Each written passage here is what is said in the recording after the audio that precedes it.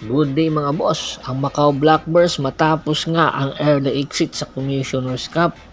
Ngayong paparating na Governor's Cup ay babalik daw ang Macau Blackbirds. At this time, handang-handa na sila at maaga pa lang maghahanda na. At maghahanap nga po ng import na ipapalit kay Tony Mitchell dahil nga meron na pong height limit ang Governor's Cup. At ang pinakamalaking import na ibabandera sa Governor's Cup ang height ay 6'6". Yun pa lang ay meron na pong napili ang Macau Blackbirds. Ito nga po ay ang pangalan niya ay si William Douglas. Si William Douglas may height na 6'5". Power forward po ang kanyang laruan, pero meron siyang attacking ability, shot blocking ability na pwede pong sandalan ng Converge rather ng Macau Blackbirds or Black Knights.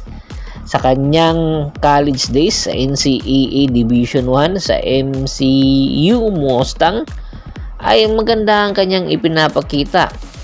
Pagkatapos ng kanyang NCAA days, nakapaglaro sa Prairie View Panthers ng 2 taon. Pagkatapos lumipad ng China at doon naglaro ng 1 taon. Pagkatapos lumipat ng Mitch Gunabadu sa Europa at pagkatapos noong 2024 hanggang 25 season ay nakapaglaro na nga po sa Macau Black Knights sa Asian Tournament. At doon ipinakita niya ang kanyang kakayahan bilang scoring import. Nag-average po ng 31 points per game. Dahilan para ito nga ang hanapin at kunin muli na import ng Macau Blackbirds. At hoping nga po ang Macau Blackbirds sa susunod na Governor's Cup o sa susunod na konferensya sa Governor's Cup ay tiyak magiging high value na kupunan na po sila na po pwede pong makipagsabayan sa mga championship contender na kupunan ngayon sa PBA. Kaya inaasahan po bago pa mag-umpisa ang Governor's Cup ay nandito na sa Pilipinas ito para magsimulang mag-ensayo.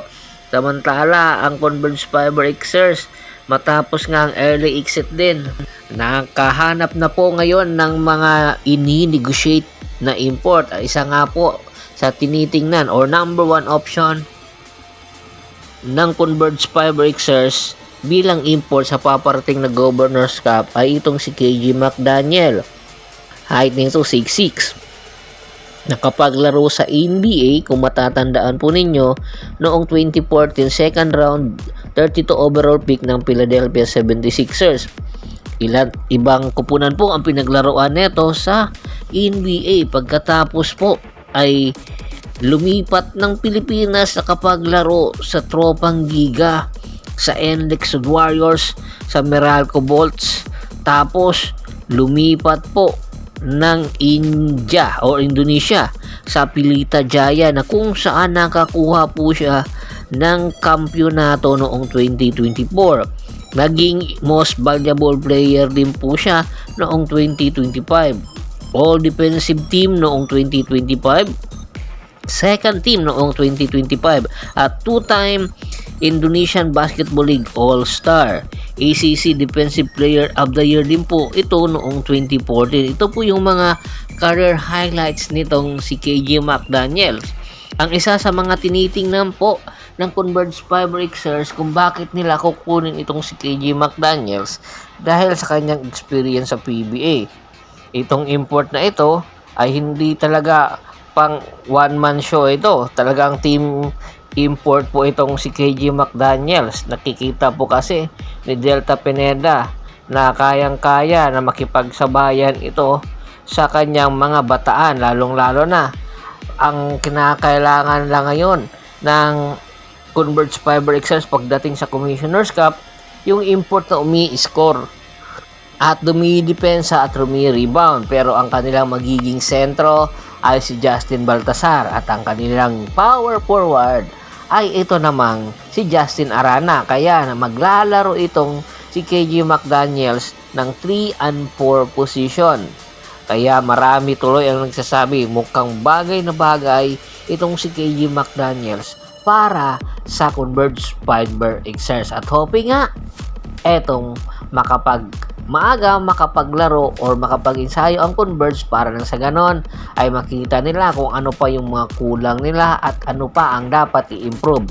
Bago pa natin tapusin ang ating kwentuhan, shoutout po muna tayo sa ating mga solid na followers na lagi pong sumusuporta sa atin. Kay Kagawad ka sa kinudukusin ng Hagonoy Bulacan, Anthony Lucky Alon at sa Lucky Alon family, Lionel Belches, Benji Bakulungan, Chin May Abilio. Marami pong salamat sa walang sawa niyong pagsuporta. Pakibisita na rin po ng Facebook fanpage ko na Hapres PH3, Polgoso at Bostor para po sa mga karagdagan sports balita. Hanggang sa muling kwentuhan. Maraming salamat po.